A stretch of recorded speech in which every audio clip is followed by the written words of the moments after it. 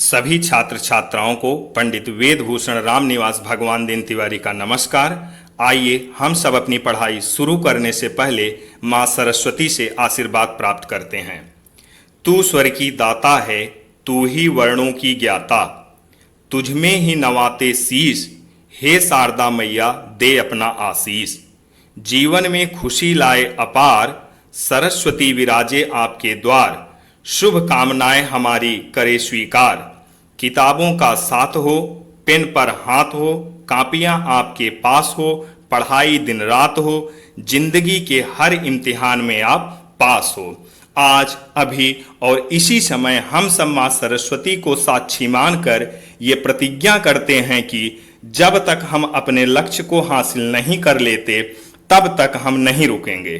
तन मन धन से हम सिर्फ अपने लक्ष्य की ओर आगे बढ़ेंगे। हम ना आगे देखेंगे, ना पीछे देखेंगे, न दाएं देखेंगे, न बाएं देखेंगे, ना ऊपर देखेंगे, सिर्फ और सिर्फ नीचे अपनी किताबों पर देखेंगे। हम सेकंडों की परवाह करेंगे, मिनटों, घंटों, दिनों और सालों की परवाह अपने आप हो जाएगी। ये देश ना मेरा है, ना आपका, ना बीजेपी, सपा, कांग्रेस या किसी अन्य पार्टी का।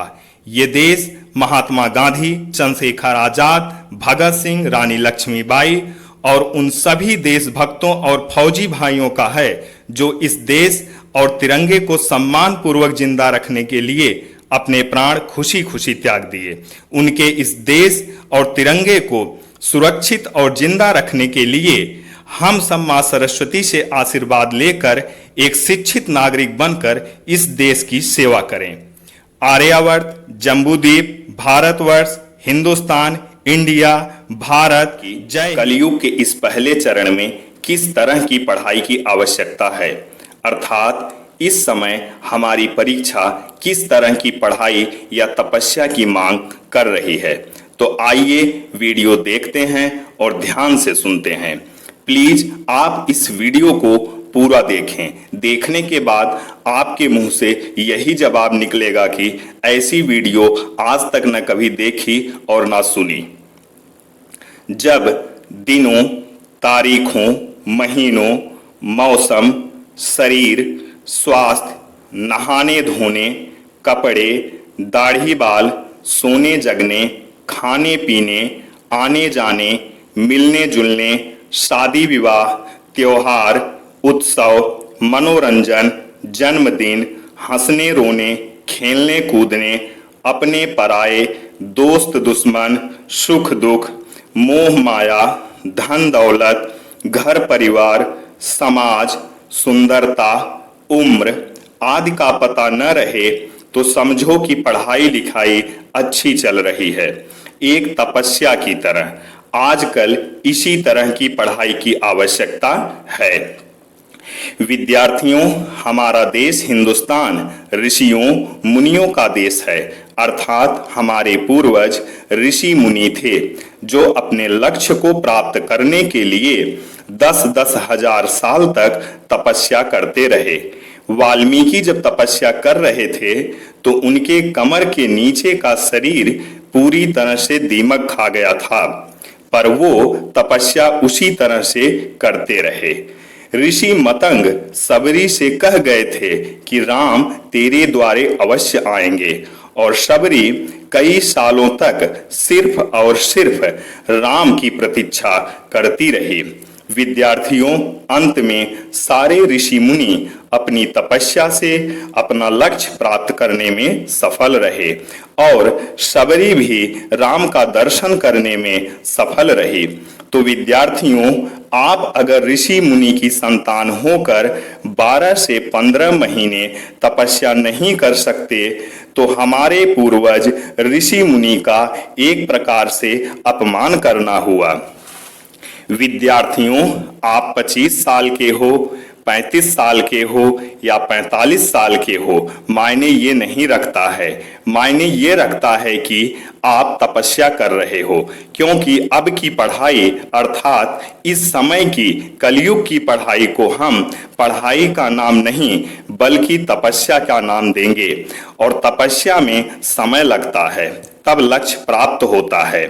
आपका धैर्य बताता है कि आप एक जिला चलाने के काबिल हो, अर्थात डीएम बनने के काबिल हो।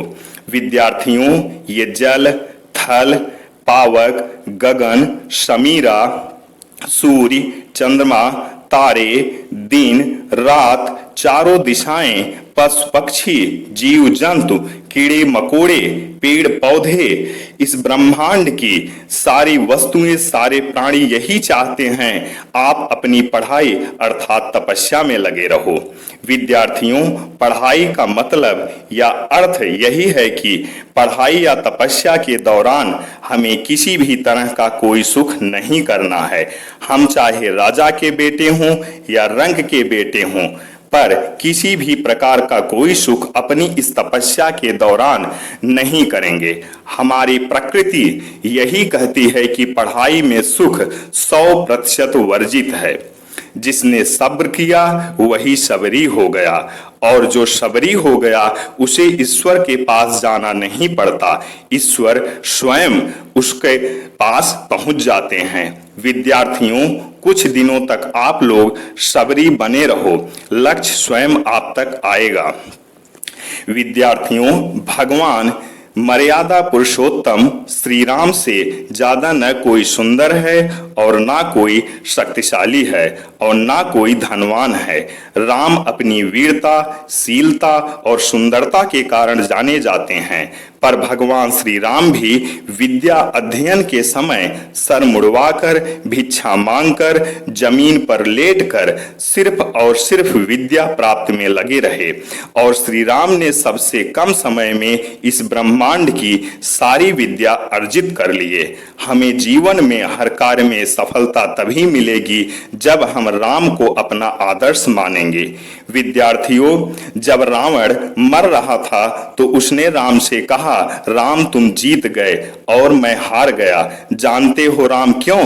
क्योंकि राम तुम्हारा भाई तुम्हारे साथ है और मेरा भाई मेरे खिलाफ। यही बात पूरी दुनिया के 99 यानी 99% लोग जानते हैं, जबकि रावण ने यह नहीं कहा था। रावण क्या कहा था आज हम आपको बताते हैं। रावण ने कहा, राम तुम जीत गए और मैं हार गया, क्योंकि राम तुम्हारे पास एक ऐसी चीज है जो मेरे पास कभी नहीं थी, और उसी चीज के कारण राम आज तुम जीत गए। राम मुस्कुराए, उन्हें पता था वह क्या चीज है।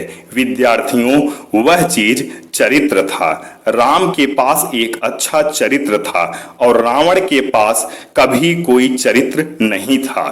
विद्यार्थियों, चरित्र का मतलब ये नहीं होता कि आप पराई स्त्री को मां बहन की नजर से देखो तो आप अच्छे चरित्र के हो गए। चरित्र का मतलब यह है कि आप सुबह से शाम तक जो कुछ भी करते हैं वही आपका चरित्र हुआ। विद्यार्थियों, आज इस वीडियो के दौरान मैं पंडित शब्द का तात्पर्य भी क्लियर कर देता हूं ताकि आपकी शंका दूर हो जाए। तो विद्यार्थियों, यहाँ पर कुछ लोग सोच रहे होंगे कि मैं अपने नाम के आगे पंडित लगाता हूं, तो मैं आपकी इस शंका को भी दूर कर देता हूं।